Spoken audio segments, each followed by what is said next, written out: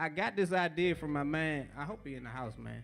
My man Silas Grant, right? So I got a couple people I holler at on a regular basis when I'm doing stuff like this. I consider myself, what is it, an advocate, or you know what I'm saying, community advocate. I just be doing stuff that I think matters. So I hollered at Tony Lewis, I hollered at Silas Grant, and I was like, man, what could we do that's different from all these other events? What could we do that can really bring about change and an impact? You know what I'm saying? Silas was like, man, I don't know if you could pull it off, but I feel like you should do a restorative justice role play. So by the grace of God, man, we pulled this joint off. So what you about to see, man, is something powerful. I need y'all to pay attention. And this is something that, you know what I'm saying, beautiful thing. We brought it together. Could everybody say Mark Choppa? My man Mark Choppa agreed to do the role play. Thank you, bro. Could everybody say Young E-Class? Yes, sir. He agreed to do it too. And we got two mothers who we will present to you shortly. We just need your ears right quick. Thank y'all. Oh, without further ado, Jennifer Wiggins. Can you come up, please? Sorry about that. Can everybody give her a hand clap, please? Hi, everyone. I'm not a therapist. I'm not a therapist. I'm the therapist. She's the therapist. I could not do this without her because I'm not licensed to do this type of stuff. Jen is going to lead the role play, and I'm going to get out the way. Hi, everybody. My name is Jen Wiggins. I'm a licensed professional counselor in the D.C. area. I'm a wellness advisor at the National Institutes of Health, and I'm also a faculty member at Georgetown University. In regards to my specialty is trauma and serving historically marginalized communities. And so when we think about this idea of trauma, we've thrown it around a lot. But we want to think about big T traumas, which are the things that impact us sometimes on a day-to-day basis, and our little T traumas that sometimes they happen and we don't even think about it. But as people mentioned earlier today, we hold on to that trauma. And we talk about what Andre was saying, your emotional intelligence, understanding how your mental health impacts all of you, your trauma impacts all of you. And when we think about how do we move past that trauma, we want to focus on the healing component. And that's why I love the idea of restorative justice, because when our communities are impacted by violence, it's not just the individuals involved, it's not just the families. You know, we saw April and Taylor up here, right? This is something that is generational that impacts us. But how do we restore the community in a way that makes sense for everybody involved, that we all can move forward? And so what we decided to do was actually to bring people that were impacted by different traumatic events in regards to gun violence, to have them actually do a role play for you. And so all these people at some capacity have been touched by gun violence, but the stories that they will be role playing are real stories. Miss Felder and Miss Renee Carter, they both experienced gun violence in their time, and we want to honor that.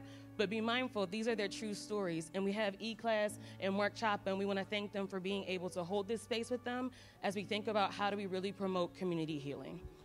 Hey, nephew. It's been a long time since I seen you. How you been doing? Locked up how long? About 8 years now. Dang, it's been 8 years. Yeah. Last time I seen you, you pulled a gun out on me in school when I was working in the school. I know. I've been And meaning you to talk to threatening you me? about that. And you told me you was going to whoop me at 3 o'clock.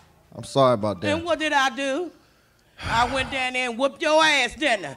And Yeah. told you don't come back until you go get your education, right? That's right. Okay. I definitely needed that, and I always wanted to apologize to you about that. Well, let's And, sit down and talk about that. Because you really affected me when you pulled that gun up on me. And I kind of lost it myself. No, you were my child's I age. needed that. I needed the attention. I needed the love.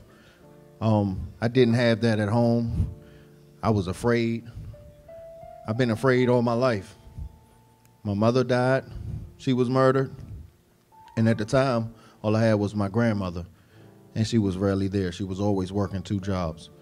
So me as being a young man, I had to be the man of the house. And I was carrying a gun at 14 years old. And I was getting bullied at home, bullied in the street, and bullied at school. So I had a lot of anger. And at the time, when you approached me, it was more so I just wanted to show you my gun so you can just leave me alone. What did you think I was going to do when you showed me that gun? What exactly did you think I was going to do after you scared the shit out of me with that damn gun? I'm sorry about that, but I thought you would just go away. But thank God you didn't. And thank God you took my case and you took the time out to show me some love. Some tough love for sure, because it was definitely tough. Yeah, because you was a badass, and I kept telling you to go to school, go to class, but you want to run around there with guns. And you just thought, oh, well, she ain't going to do nothing.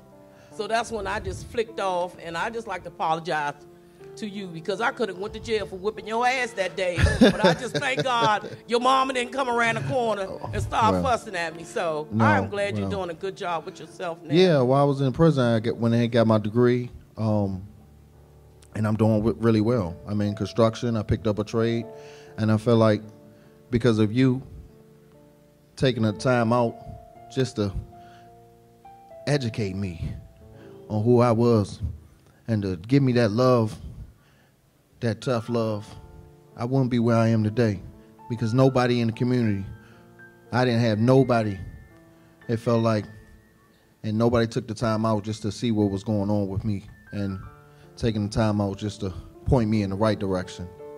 So I want to thank you. You're welcome. Because you know everybody in the community was scared of you.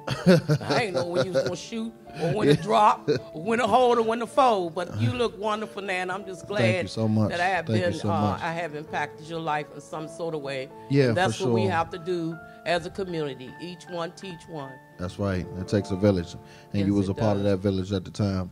And now I'm just out here trying to elevate the community and spread love instead of using my anger and in a negative way.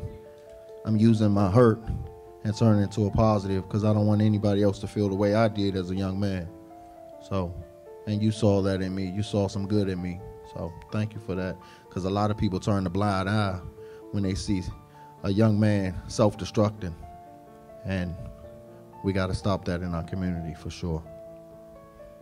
That's what we're here for. Love one another. Good job, right. young man.